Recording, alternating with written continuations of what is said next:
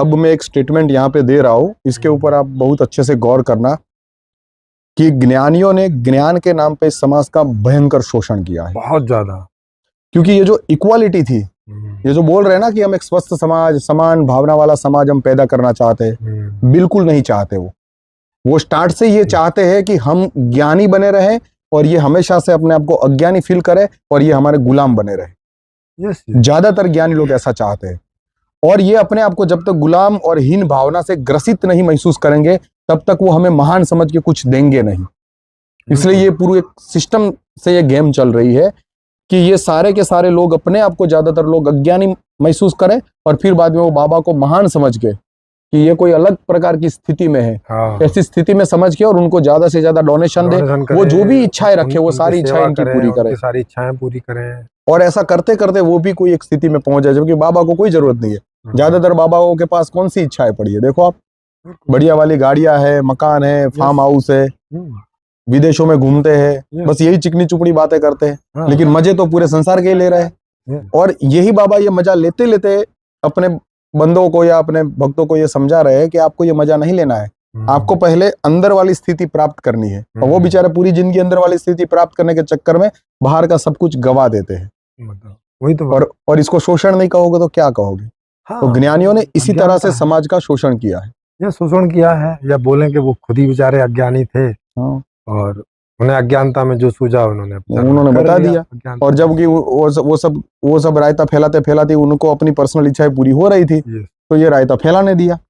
और फिर उनके अंदर भी जो कोर कमेटी में आए और दूसरी कमेटी में आए और ऐसे ऐसे जो भी जिम्मेवारियां उनके ये सब जो उनकी संस्था या ट्रस्ट होता है उसके अंदर वो पद लेते गए और उनको भी सब कुछ मौज मजा मिलती गई। तो फिर उन्होंने भी रायते को कंटिन्यूस रखा। लेकिन एक दिन जो है वो भांडा फूट ही जाता है। तो इसलिए हम लोग ये कोशिश कर रहे हैं कि भाई इस प्रकार की बातों में, भ्रमित बातों में मत आओ कि ये ऐसा, इस प्रकार की जो ये भ्रमित बातें करते हैं और आपको ऐसी कोई स्थिति में ले जाने की कोशिश करते हैं जिसका कोई बेस नहीं है। जिसका इंटरेस्ट होगा गीता पढ़ने का वो पढ़ेगा, और एक बार पढ़ेगा, 2 बार पढ़ेगा, जब तक उसको लगेगा कि उसको कुछ उसमें से निकल रहा है या निकल सकता है तो पढ़ेगा। जब उसको लगेगा कि नहीं निकल रहा है या जो निकलना था निकल गया फिर क्यों पढ़ेगा? ये 90 साल की उम्र में पढ़ा रहे हो भाई, काहे के लिए? जो लोग पढ़ रहे हैं पूरे जीवन भर उनके जीवन में कुछ नहीं दिखाई पड़ता है। आचार्य प्रशांत जी के जीवन में क्या ऐसा दिखाई पड़ता है जो कि हमें ऐसा लगे कि भाई ये गीता में से इनको निकल क्या दिख रहा है? नहीं, मैं तो कुछ देख नहीं पाया अभी तक ऐसा कोई जो एक इस तरह का आदमी होता है उनमें ये चीजें नहीं होती हैं कि जो कोई गीता पढ़ेगा उसी में होती है। हाँ, जापान है, अमेरिका है, यूरोप है, अमेरिका है, रशिया है, बिल्कुल स्वास्थ्य अच्छा है, उनकी एवरेज एज ज्यादा है। हमारे यहाँ से ज्यादा उम्र तक लोग वहाँ जीते हैं, ज्यादा स्वस्थ हैं यहाँ से, है ना, और शिक्षित भी ज्यादा हैं यहाँ से। तो कहने का जो मतलब है वो साथियों ये है कि इस प्रकार की जो भ्रामक बातें हैं वो ये ज्ञानी जो फैलाते हैं, इसके कारण समाज का एक बहुत बड़ा वर्ग है वो अपने आप को हीन भावना से ग्रसित कर लेता है, या फिर उसके अंदर एक ऐसा तनाव पैदा होता है कि मैं जल्दी से जल्दी इस स्थिति में पहुंच जाऊं।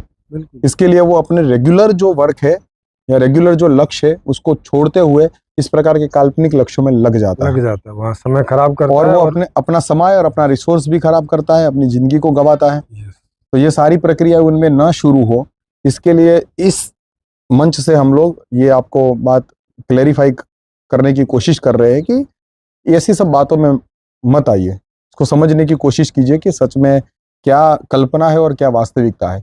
और इसको हम लॉजिकली चेक कर सकते हैं। अगर आप हमारे यूट्यूब चैनल के बहुत सारे वीडियो को देखोगे तो आप पाओगे कि उसमें ज्यादातर चर्चाएं लॉजिकली रही है।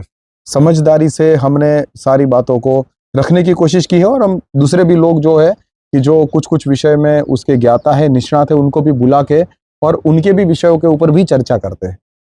और ये सब चर्चाएं देखने से, इसके बावजूद भी अगर आपको कोई प्रश्न खड़े होते हो तो यहाँ पे नीचे एक नंबर है वो शो हो रहा है, आप हमारे साथ में व्हाट्सएप के द्वारा संपर्क कर सकते हैं, डायरेक्ट फोन कॉल करके संपर्क कर सकते हैं, और आपका कोई भी सवाल हो उसको आप रख सकते हो।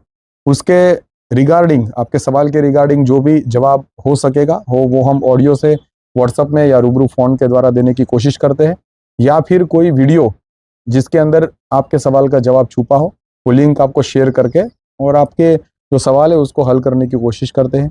ये हमारी तरफ से एक सामाजिक सेवा है, ये ओपन मंच है, आप भी आके अपनी बात रख सकते हो। जी।